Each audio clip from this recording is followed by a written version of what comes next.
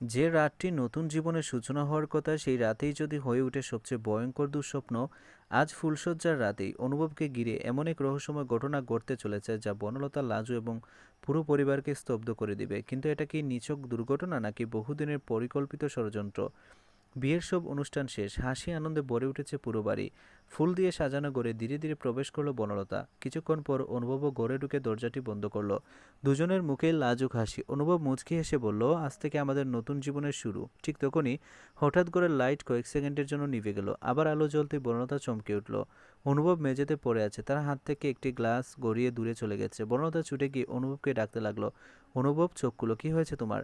কিন্তু অনুভব কোনো উত্তর দিল না। বনলতা আতকে চিৎকার করতে পুরো পরিবারের সবাই দৌড়ে গড়ে চলে এলো। ঠিক তখনই দরজার পাশে একটি ভাঁজ করা চিরকুট পাওয়া গেল। তাতে লেখা, এটা শুধু শুরু, আজকের রাতের পর সবকিছু বদলে যাবে। সবাই স্তব্ধ।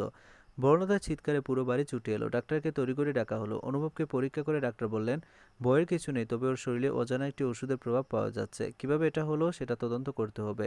কতটা শুনেই সবাই হতবাক। বর্ণতা কাঁদতে কাঁদতে বলল, আমি তো শুধু ওকে দুধের গ্লাসটা দিয়েছিলাম। ঠিক তখনই লাজু টেবিলের নিচে একটি ছোট কাচের শিশি দেখতে পেল। সে শিশিটি তুলে রায়ের মতো গম্ভীর গলায় বলল, এই শিশিটা এখানে এলো কিভাবে?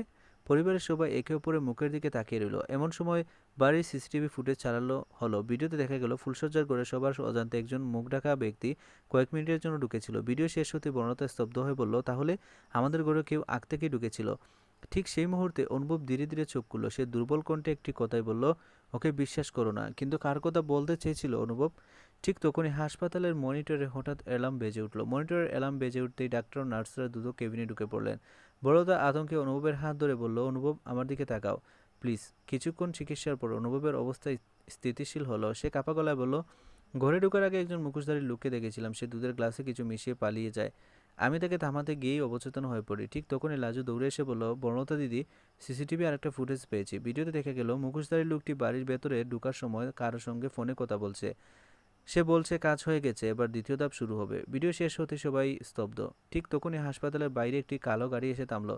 একজন অচেনা ব্যক্তি একটি খাম রেখে দ্রুত চলে গেল। খামের ভেতর একটি ছবি আর পেছনে লেখা, পরে টার্গেট বর্ণলতা। ছবিটি দেখে অনুভব উঠে বসতে গেল। সে দৃঢ় কণ্ঠে বলল, এবার আর কেউ বর্ণলতার ক্ষতি করতে পারবে না। ঠিক তখনই পুলিশ জানালো, সিসিটিভির মুখোশধারী ব্যক্তিকে শনাক্ত করা গেছে। রায়ের আগে সবাই সেই ঠিকানায় পৌঁছালো, কিন্তু সেখানে গিয়ে দেখা গেল ঘরটি সম্পূর্ণ খালি। টেবিলের উপর শুধু একটি ল্যাপটপ চালু হতে একটি ভিডিও বেশি উঠল। ভিডিওতে মুখোশধারী ব্যক্তি হেসে বলল, অনুভবকে বাঁচিয়ে দিয়েছো, কিন্তু এটাই ছিল আমার পরিকল্পনা। এবার আর তোমাদের সবচেয়ে কাছের একজন আমার হয়ে কাজ করবে। ভিডিও শেষ হওয়ার সঙ্গে সঙ্গেই ল্যাপটপের সব ডেটা নিচ থেকেই মুছে গেল। বনলতা নিচু গলায় বলল, তাহলে শত্রু এখন আমাদের খুব কাছেই আছে। অনুভব তার হাত শক্ত করে ধরে বলল, সত্য যদি লুকিয়ে থাকুক আমরা সেটা সামনে আনবই। ঠিক তখনই বনলতার ফোনে একটি অচেনা মেসেজ এলো, পরের কুলার জন্য প্রস্তুত হও। দুজন একে অপরের দিকে তাকিয়ে বুঝতে পারলো আসল যুদ্ধ এখনই শুরু হলো। ফুলশয্যার রাতে সেই রহস্যের সমাধান হয়নি, বরং আরও গভীর হলো। কে সেই মুখোশধারী, আর কেন বারবার টার্গেট করা হচ্ছে অনুভব বনলতাকে? পরবর্তী পর্বে প্রকাশ পাবে এমন এক ভয়ঙ্কর সত্য যা পুরো পরিবারের ভাগ্য বদলে দিবে। এমনই নতুন আপডেট পেতে কনে থেকে আলো সিরিয়ালের সঙ্গে থাকুন।